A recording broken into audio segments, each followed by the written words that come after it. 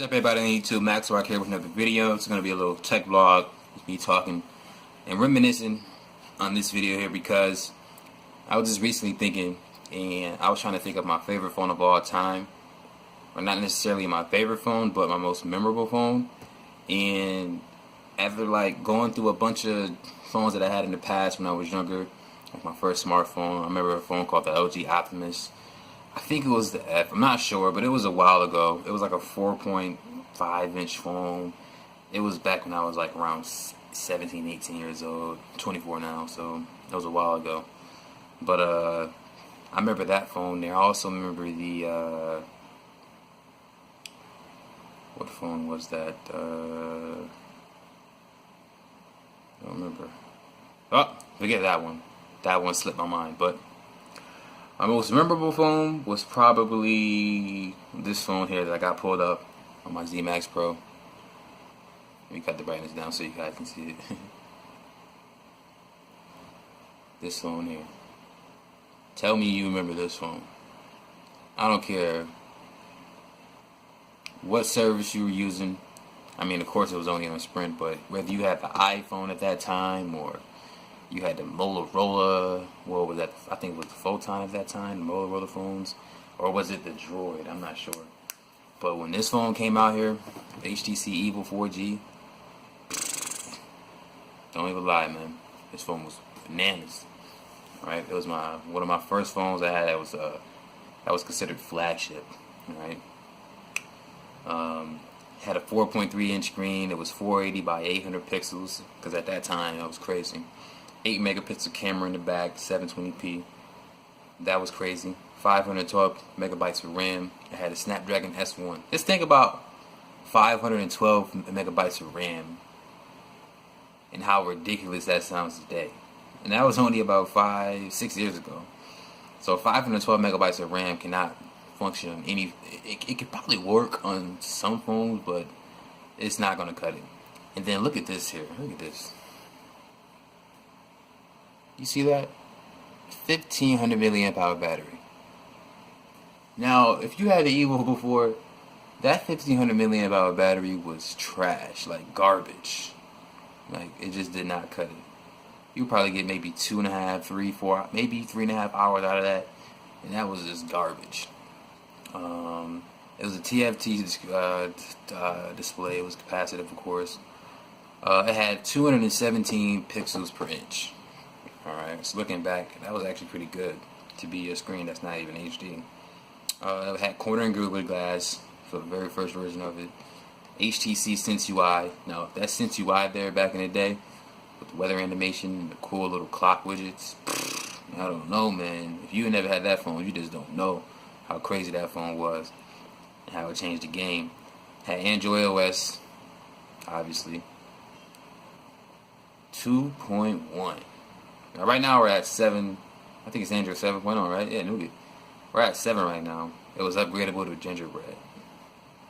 Looking back, like, man, that was a long time ago. The chipset was a Qualcomm QSD 8650 Snapdragon S1. Wow, it was clocked at 1 gigahertz. It was a Scorpion. Adreno 200. Oh my gosh, it had the Adreno 200. Those numbers just look terrible nowadays. It had a micro SD card storage of 32 gigabytes. Now, that was considered, I would consider that to be ahead of its time because some phones don't have a micro SD card today. iPhone. It had 8 gigabytes included in the storage. So the internal was, so it was 1 gigabyte, it was two variants of it. 1 gigabyte of RAM. It was 1 gigabyte of RAM? One variant. And then it had 512 gigabytes of RAM. Oh, yeah. I hope people got the 1 gig of RAM now, think about it. Had an 8-megapixel camera with autofocus and a dual LED flash. Now, on the HTC EVO, that phone, the camera, it was garbage. Like, I'm sorry. Even for the time it was out, it was garbage. Like, one thing that hasn't necessarily changed from then and now is HTC and their cameras. HTC 10 has a good camera, and it's probably the best camera HTC ever released on the phone, but from like back then to like before the HTC 10, the cameras was always garbage, like straight up trash. I'm talking like you shoot a video, that shit is choppy as hell, man. It looked like it looked like a video is struggling to upload or not upload, struggling to load on the screen while you shooting video. That's terrible. Nobody got time for that, man. It had 720p HD, garbage. I'm sorry, it was garbage, man. I'm not gonna hold my tongue. It was garbage.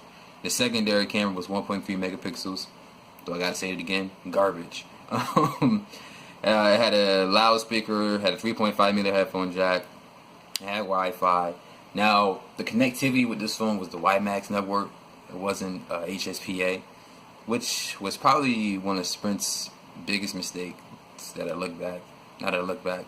Because WiMAX was just, it was not a good idea. You should have just went with HSPA.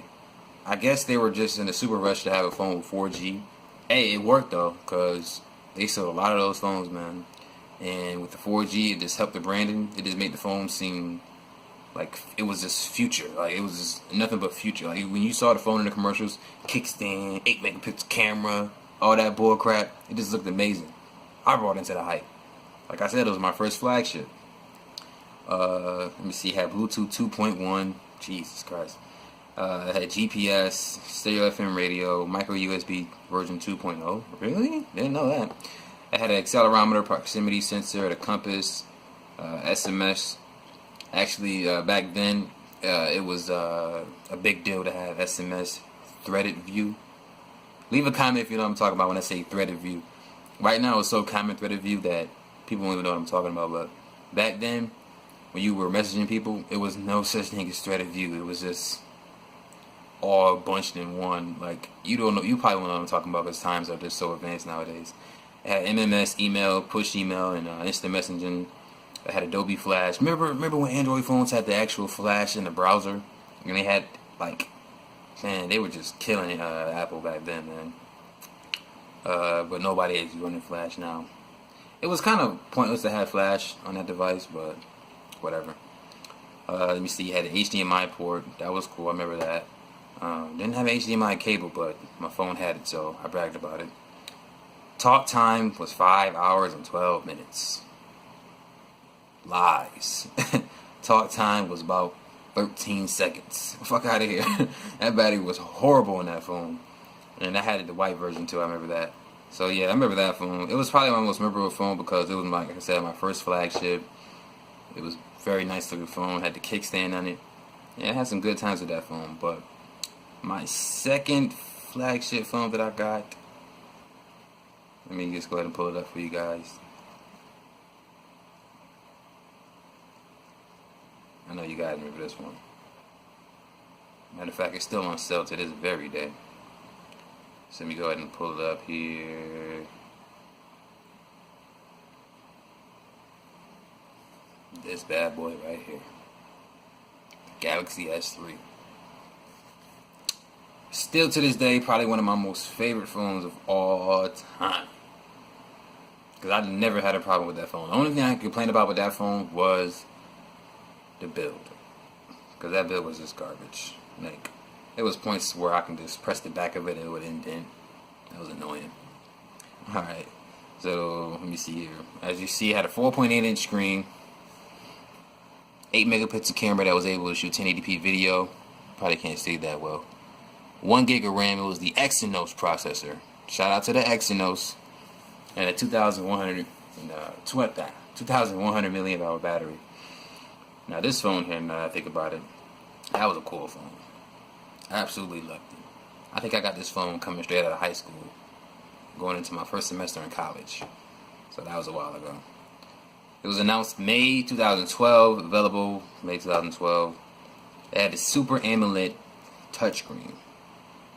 That Super AMOLED screen was so gorgeous. Man. It was 306 pixels per inch for the 720p display, Gorilla Glass cornering Gorilla Glass 2, TouchWiz UI. Now let's go flashback to TouchWiz UI. I remember at points where TouchWiz UI was just horrible,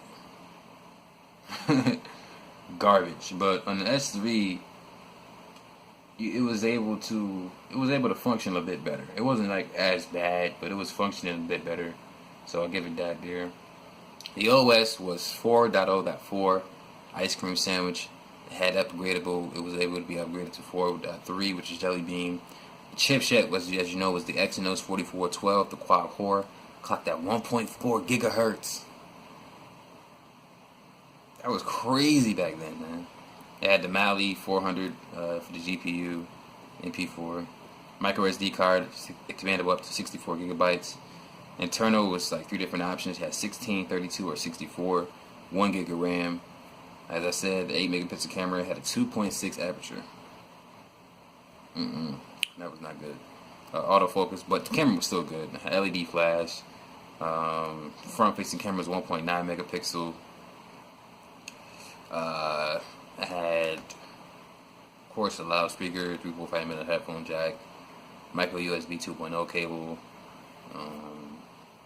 accelerometer, gyroscope, a proximity sensor, a compass, a barometer, all that bullshit.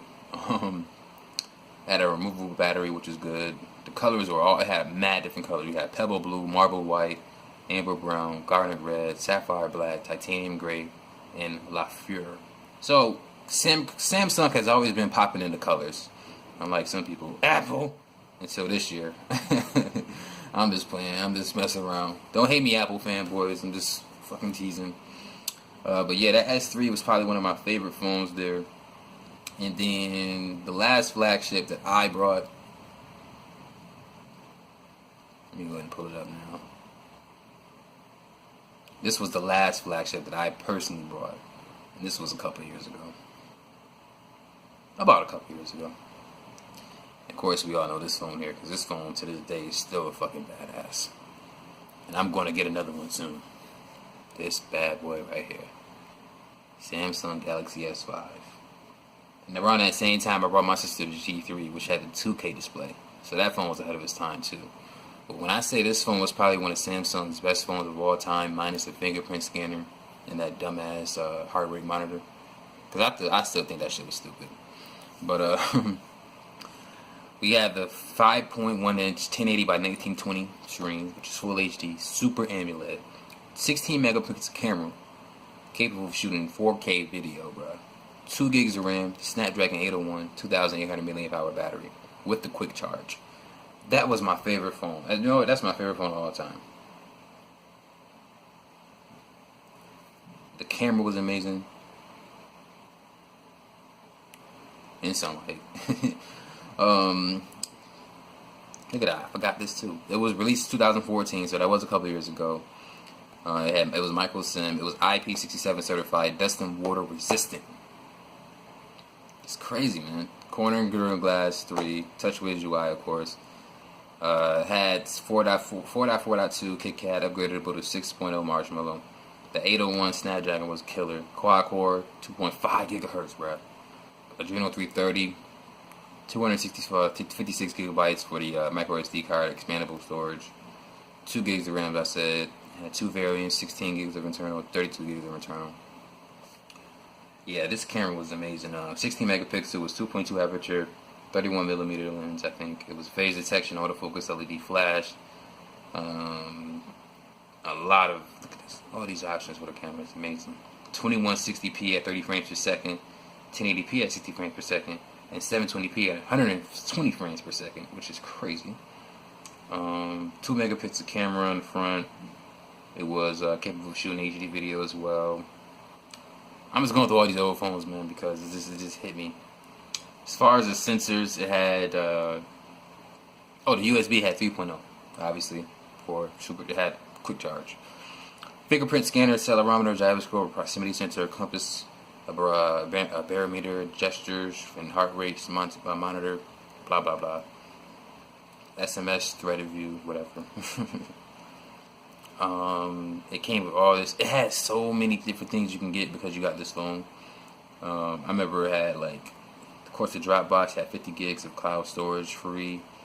It was a bunch of shit free when you got this phone. Like, I think you even had, you got the chance to get the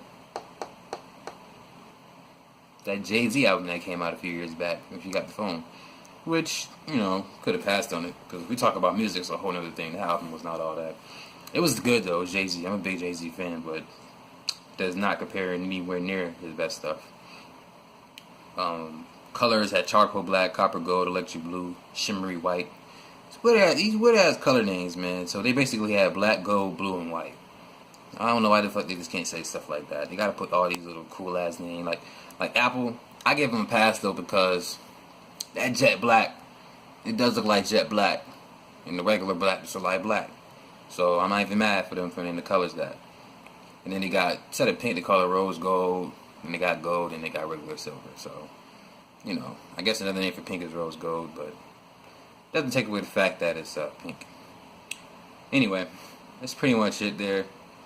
S5, I'm probably going to have to name it my favorite phone of all time. And I used the G3 for a little bit, but it was my sister's phone that I got for her birthday, because she was rocking on the, shit, what was she rocking on?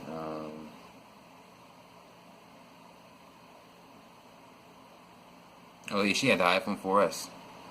So I had extra money. I was like, yo, we gotta get you a new phone, because the iPhone 4S is not cutting it.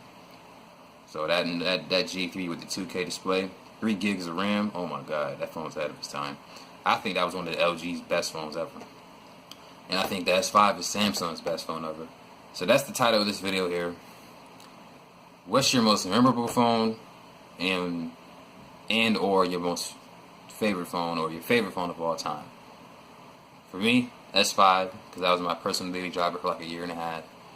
And I used the G3 as well. So between those two phones, they were my favorite of all time. I think they're some of the best phones that came out of that company in a long time.